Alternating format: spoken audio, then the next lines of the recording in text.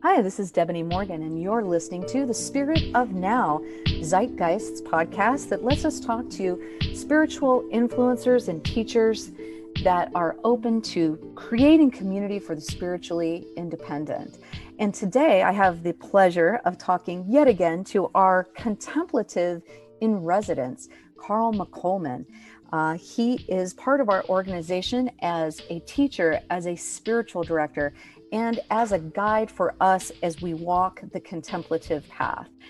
Carl is a commissioned centering prayer teacher, a life professed lay associate of the Trappist monks, and the author of many books, including The Big Book of Christian Mysticism, An Invitation to Celtic Wisdom, and coming in June of 2021, his newest book, The Eternal Heart. While Carl's own practice is steeped in Christian contemplation, he's been active in the interfaith community for many years and has taught world mysticism courses through Emory Continuing Education and the Neshama Interfaith Center. This time, however, we're not talking about mysticism in a religious context, but we will be talking about Ken Wilber's integral theory, and Carl will be our teacher for that coming up on Saturday, March 6th.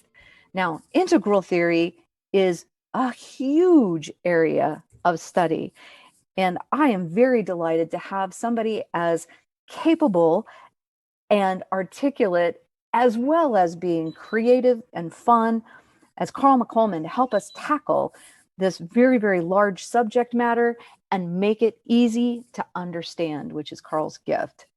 So, Carl, welcome again to the Spirit of Now. It's always a fantastic pleasure to talk to you. Thanks, And, Devin. and let me just get started by saying, okay, this theory is big enough to encompass literally everything. So, where do we start? What is the history of this? Where did it come from? And who is that crazy bald guy, Ken Wilber?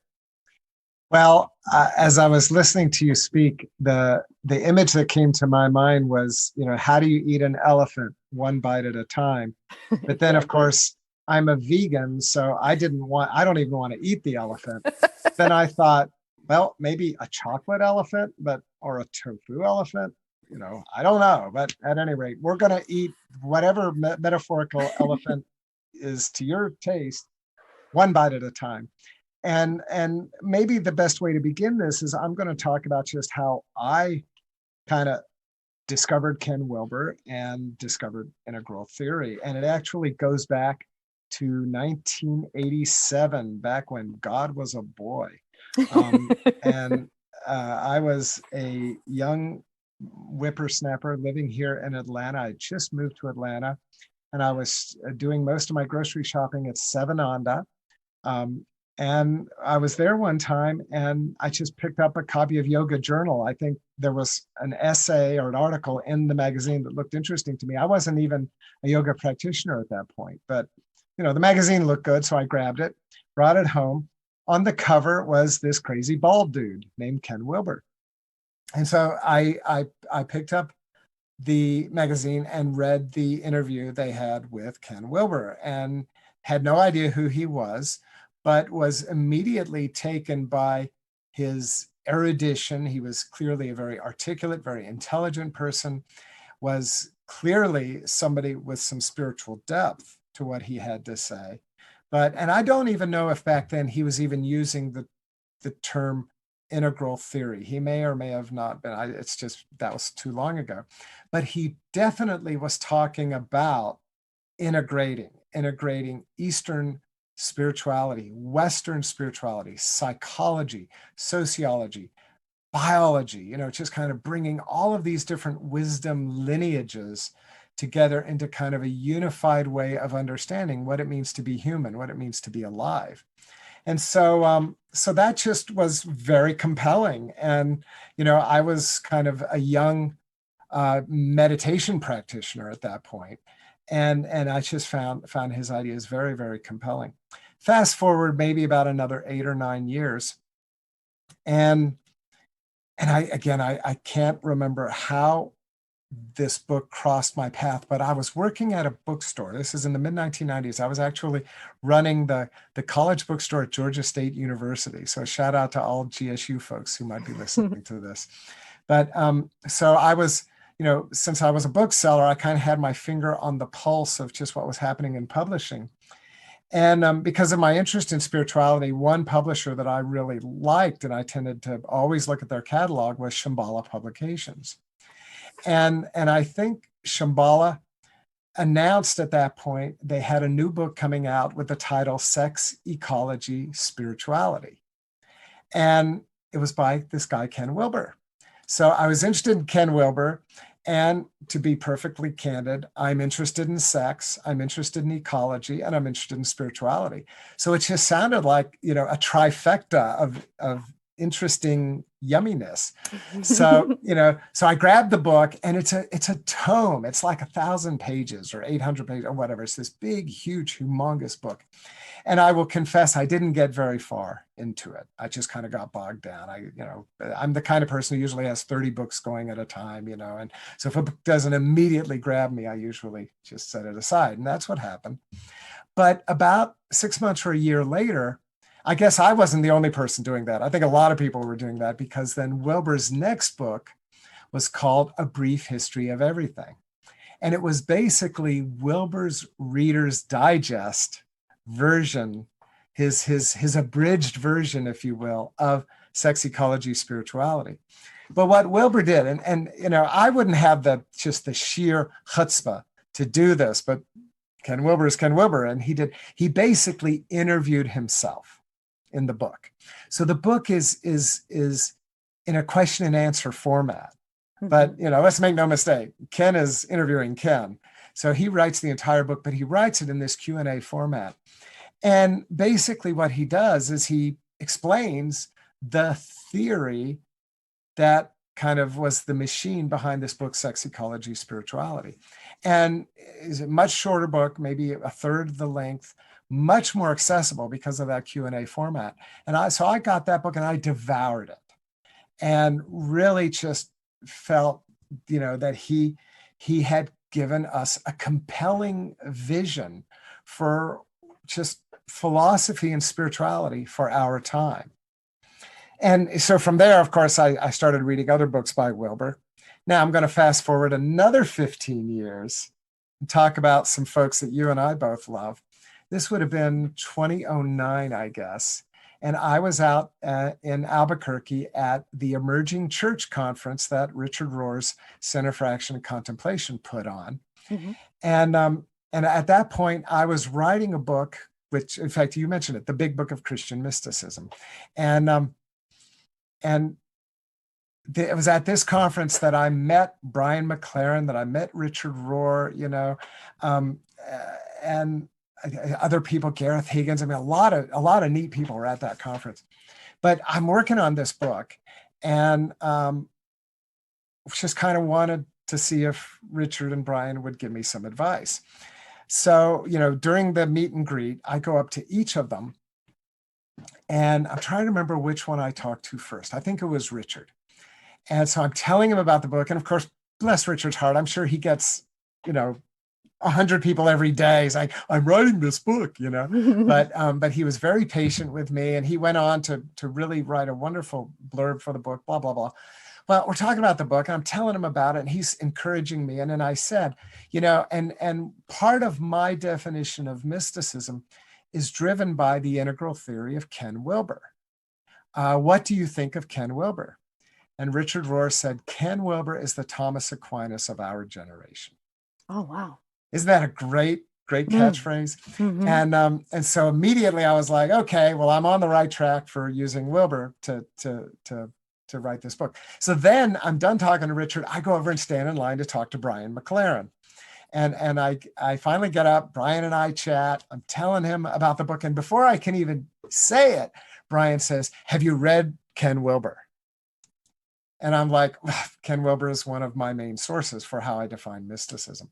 So it really just brought home to me that thought leaders within Orthodox Christianity, as well as within the broader inner spiritual world, have really, recognized in Ken Wilber a theory that I think is really just profoundly appropriate for this moment that we find ourselves in. Like I said, I've used Ken Wilber's thought to help unpack mysticism, which, as you know, is not an easy topic to Right. unpack. But I think Wilber really has a lot to say about politics, about religion, institutional religion, versus the larger question of spirituality. Right. And he's basically a historian of human consciousness. But integral theory, he doesn't just stop with where human consciousness has come. He offers some really compelling, and I think scientifically substantive Right. speculations about where we are going with our consciousness that just I find just absolutely compelling.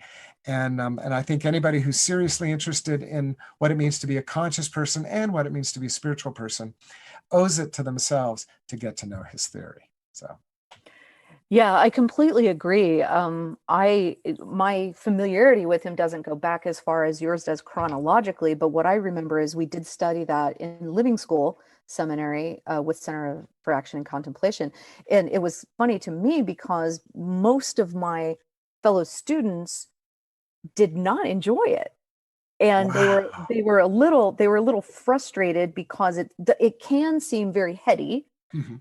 and it can seem a little overwhelming, but I loved it. I That was the first I'd come across it, and I said, where has this been all my life? Because integral theory can help you understand so many other things. It's almost like a rubric that you can plug anything else into in order to make sense of that.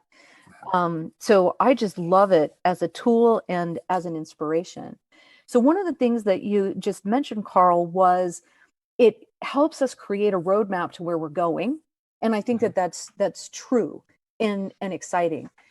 For me, I also found it as a helpful roadmap to understand people that, and it's really hard to put language around this without sounding judgmental. And of course, the intention is not.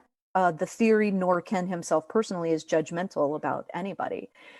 But particularly in our political climate, sometimes we look at people who see things differently than us and we get caught going, how can they think that? How can they be there? In your experience, Carl, have you found integral theory helpful relationally? Have you Mhm. found it helpful to look at our landscape and figure out how to make connections with people that are in different emotional or philosophical places than ourselves? Well, yes. And, one of the many, many sources that Wilber draws on is a theory of human development called spiral dynamics. And, one of the things that spiral dynamics looks at is that as we, again, looking kind of at the human lifespan, just from the time you're born to the time you die, really, your consciousness is continually evolving. Now, some people, their consciousness gets stuck in a certain place. Everybody, your consciousness kind of travels in waves. So Mhm. as you evolve, there may be, some days that you're kind of at kind of your peak performance, and other days maybe you're just kind of, you're sitting in front of the TV and eating the Cheetos. And it's just that's kind of how life happens. So it's kind of like a teenager. You know, some days the teenager is a grown up, and the next day the teenager is a child. And it's just kind of like this moving back and forth. But eventually, if everything goes well, eventually the adult emerges and the child just becomes kind of a cherished part of life. Maybe more memory, and once in a while you regress there if you're having a really bad day or whatever. But then this continues. And what Wilber shows, what integral theory shows, is that what's true for the individual and the individual lifespan is also true for entire civilizations, and is Mhm. true for like the human species as a whole. And so even, like you mentioned politics, even, political parties have levels of consciousness that they represent. And, and I, I don't want to get too political here, but I can say, when you look at like the contemporary Republican political party and the contemporary Democratic political party, and then maybe even some of the smaller parties like the Green Party, for example, you can see how they fit into the spiral dynamics map and also into the larger integral theory map. And so, one of one of the things that I think integral theory helps us to do is it helps us to move out of that judgment reflex, Mm-hmm. and to maybe bring more of a spirit of curiosity and a spirit of recognition that, okay, this person thinks differently than I do. They have different values than I do. Rather than immediately saying they're wrong and I'm right, maybe we can say they represent a different level of consciousness than I do.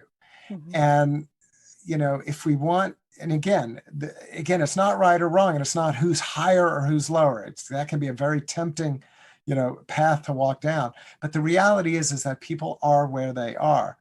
And so, whether you're talking about the nation as a whole, or whether you're talking about a family or a church or a spiritual community, a business, a corporate environment, whenever you have a situation where you have people together, they're going to represent different levels of consciousness. And I would say it's incumbent upon those people who maybe are at some of the more evolved states to be able to integrate, again, to work with people at lower levels, or even, and then the question is, well, what if you meet somebody who's even at a higher level of consciousness? How can you learn to recognize that? And I think integral theory can point that out as well. So the question becomes, how do we all get along? How do we stop from, constantly fighting and constantly being hostile and aggressive to one another? And the sex part in that book, Sex, Ecology, Spirituality, it's not just about, sexuality, but it's also sex and gender. It's also about how do men and women, people assigned male, people assigned female, people who maybe are neither male nor female in our world, how do we all get together? How do we relate to one another? Mm-hmm. How do we, Wilbur was writing again in the 1990s. He was really looking at how, even then, sexual politics often kind of devolved into a kind of hostility and a kind of aggression between people assigned male and people assigned female.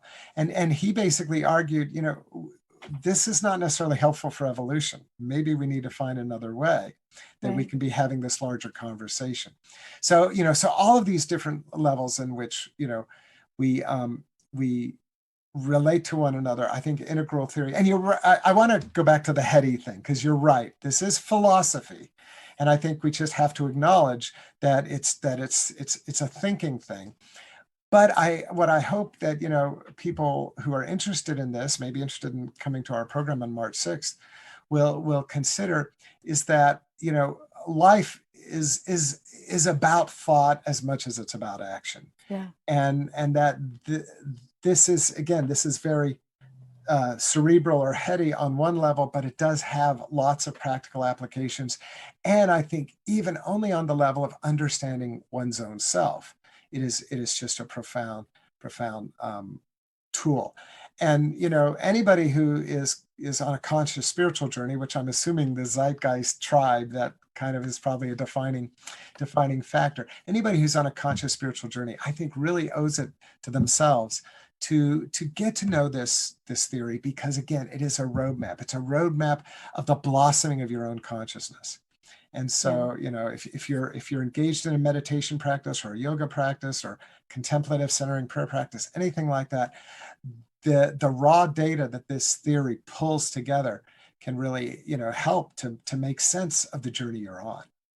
Agreeing with that completely. And my personal experience was, even though I did find it heady, which I like, I've got a very strong 5 Enneagram going on, but it also opened my heart, and it helped me to see myself in other levels of consciousness, finger quotes, lower levels.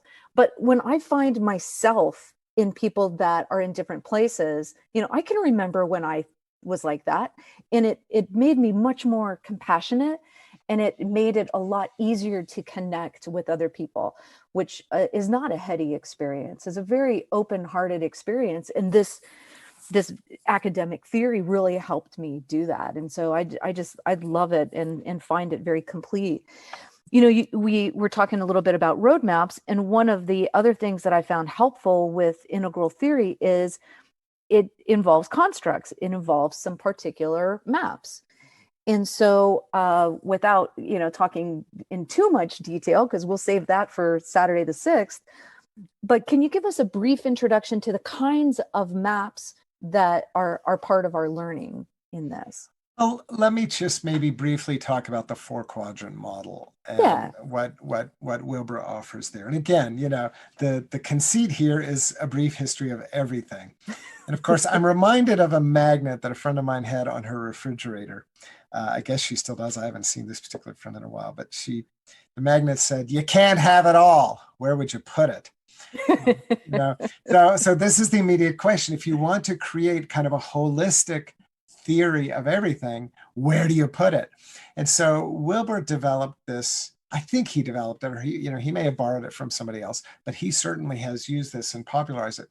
This model that on the surface it looks like a Cartesian coordinate system. It's kind of like it's like a piece of paper divided into four quadrants. So you've got a horizontal line and a vertical line, but each of those four quadrants then represents a different dimension of human experience. And the easiest way to divide it, and I don't have the quadrant in front of me, so I'm not going to tell you which one of these is which quadrant, but one half of it is interior and exterior. So take the human experience. What is the interior experience? Well, it's our spiritual experience. It's our consciousness. It's our subconsciousness.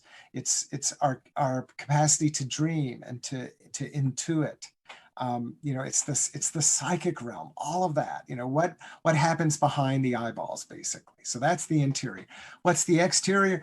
Well, the exterior is not only the world we find ourselves in, but it's also, our flesh and bones, our skeleton, our organs, the brain stem, the heart, the neural system.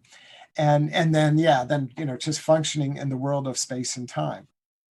So inner and outer is one dimension, and there we go. And then the other dimension is individual or collective.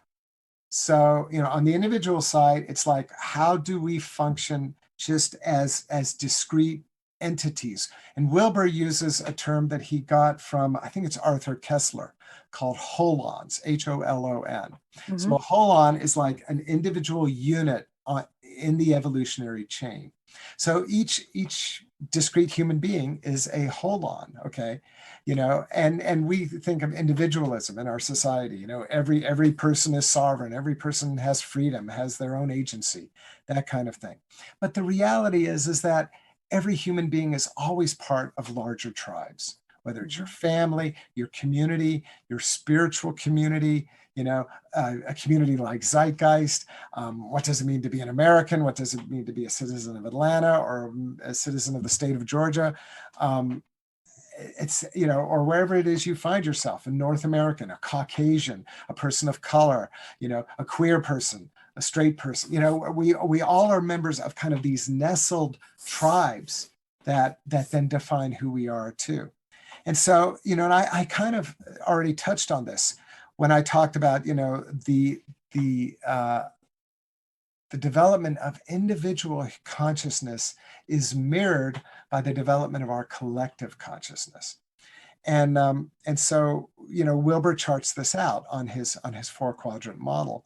And then on the external side, what he would say is, you see, obviously the development, again, talk about the individual, we all descended from the amoeba. You start with the simplest of organisms. They eventually evolve into more complex organisms and then continue to evolve. Eventually, you have a spinal column, blah, blah, blah, blah, blah. Collective organizations evolve as well. And that we see this in increasingly complex social structures that then make larger organizations or more complex organizations possible as well. So again, this is a lot of material. And one of the things we'll be doing on March 6th is I'll be giving folks kind of a lay of the land of kind of this entire model of how Wilbur understands, quote unquote, everything. But then probably in the second half of the day, we'll really then focus in on that individual interior dimension. Because, again, the question that we're holding in this conversation, how does this apply to my life? How does this make a difference in who I am? How do I get through the week with this material?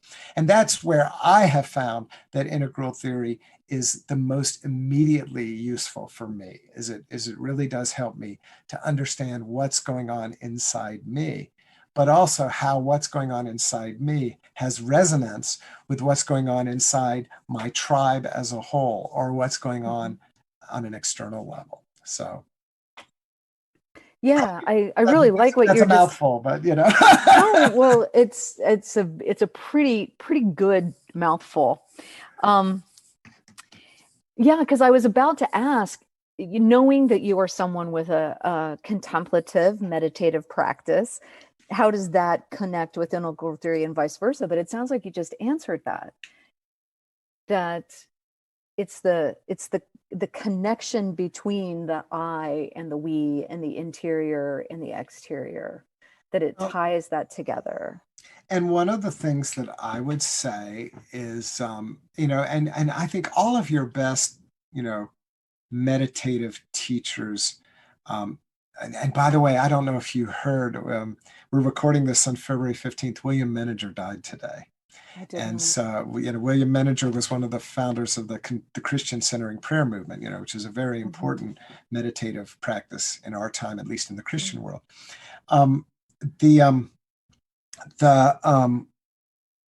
But Thomas Keating, who was Menninger's colleague, of course, Wilber himself, so many Buddhist teachers, Pema Chodron, the list goes on and on.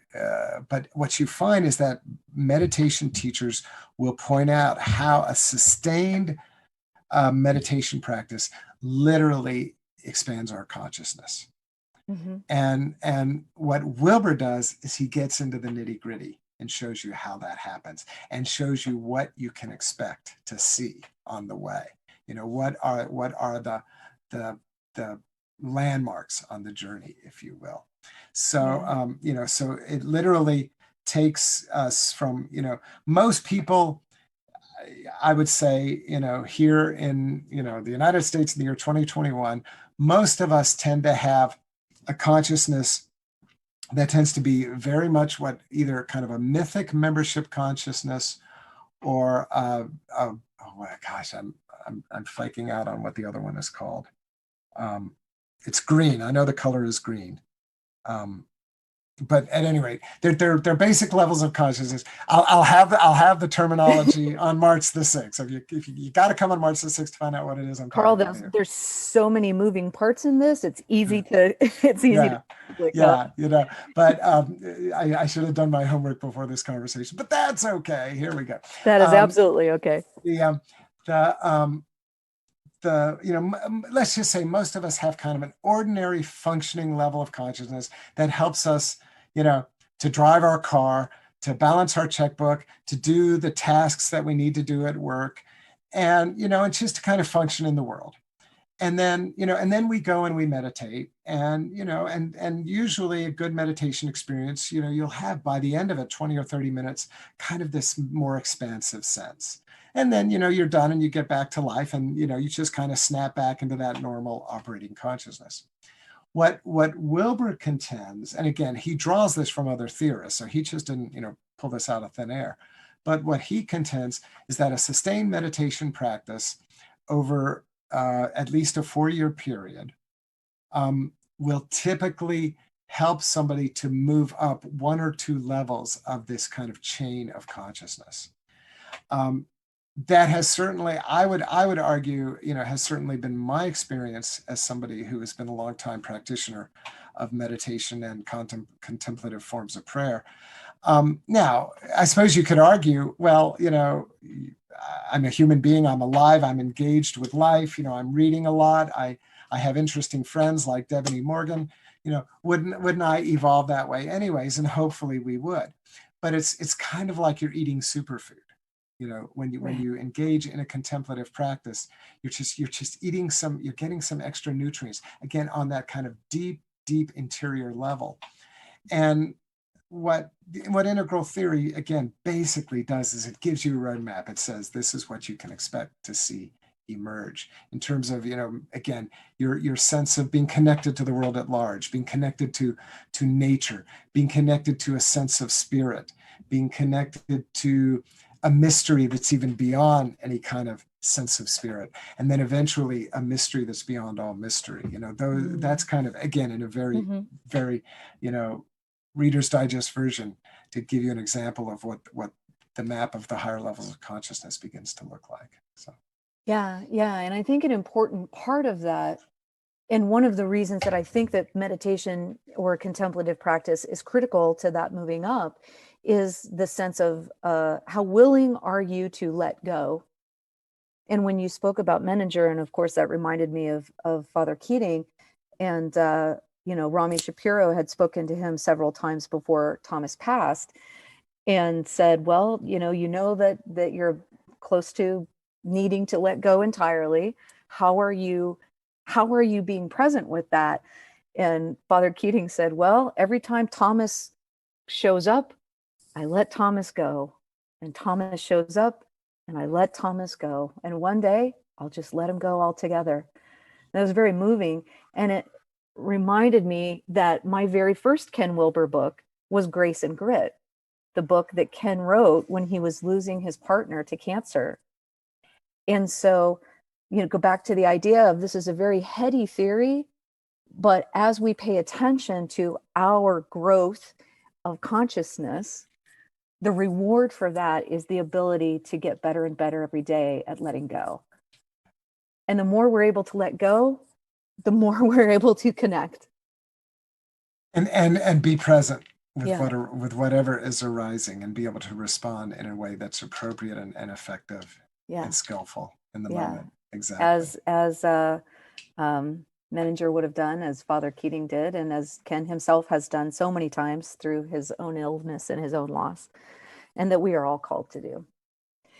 So Carl, this is certainly, I'm so excited to have our time together on the 6th and to approach this material, and I love to look at the faces of people as they learn this for the first time and get exposed to it. And you get that, you can tell by somebody's face that the top of their head is blowing off with how amazing this is. So I can't wait for that. Anything else that you would like to add to help us get a grasp on the theory, or to help us know what to expect on that Saturday? Well, on March the 6th, what I would encourage anybody who wants to attend, and everyone is welcome. If you're brand new to Ken Wilber, there's going to be this assumption that people could be absolutely brand new to the theory. But my recommendation is to try, I know there's only a couple of weeks, but to try to read Ken Wilber's A Brief History of Everything prior to coming. And if you can't, also a long audio book on that too. So if you aren't able to sit with a book in your hand, if you will be in the car or any place that you can listen to podcasts or Audible books, there is, I think it's 11 hours, but yeah, but it's unabridged, so you get the full enchilada, and it's done, again, a Q&A, so it's got like a woman's voice asking the questions and a man's voice giving the answers, and so it's actually a pretty engaging way to. Yeah, I found it very compelling. And it's heady, but it's not hard. I think it's accessible to the average person. It's not like reading Thomas Aquinas, where it's like, oh my God, what did that sentence mean? It's fairly accessible on that level. But again, if and the main reason I would recommend that is because we will be covering a lot of ground, and just having that background would be helpful. But if you haven't read the whole book, or you haven't had a chance to read the book, I would still encourage people to come, because then the tools that we will be reviewing on March the 6th will be helpful to go back if you read the book after the fact. So, our time together will be, again, similar to what we've done this morning, looking just a little bit at who Ken Wilber is, what integral theory is, why integral theory matters, really then just kind of, just moving through the material in A Brief History of Everything, again, with this eye of how does this philosophy, how does this theory make a difference in the average person's life. And that Yeah. will be, kind of my job will be to try to pick and choose the material that I think are the highlights that hopefully people will find really compelling and useful as they continue their own spiritual practice, whatever it may be. And that's one of the things that I think, and I can't stress this enough, that I find so helpful about Ken Wilber, is that it's applicable no matter what whatever your political ideology is, whether you're Christian, Jewish, Buddhist, Muslim, Wiccan, none of the above, gay, straight, queer. I think just about everybody, maybe with the possible exception of AC/DC fans, but everybody else. Oh, Debonee's given me a stricken look. I should have said Grateful Dead fans, but then that should have laughed. No, and I'm AC/DC fans. I'm joking. I'm an AC/DC fan. I just have to say for the record, it's there's some great rock and roll there, but I that was just a really lame attempt at a joke. Although Debonee's laughing, so I guess it worked on some level. But, oh yeah, man, you can't be an AC/DC fan without a sense of humor. Oh, is that it? All right, but those Grateful Dead fans, I don't know. I don't know if they have a sense of humor. They take life way too serious. Yeah. What did the first Deadhead say to the second Deadhead when they ran out of cannabis? I don't know. Gee, this band stinks.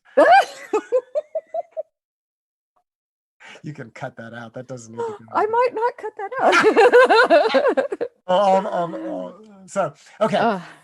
No, it's and I hope what this has proven is that this is a heady topic, but I wanna have fun with it, and I think that that the beautiful thing about spirituality, philosophy, is that you can look at stuff that may be very challenging on kind of a cognitive level, but that there still can be a sense of play and a sense of joy with this material. And this is what I think, at the end of the day, integral theory is optimistic. It is an optimistic view of what it means to be alive, what it means to be human, to be part of the larger human family, to be a spiritual being, to have a destiny that really takes us all the way to the heart of God.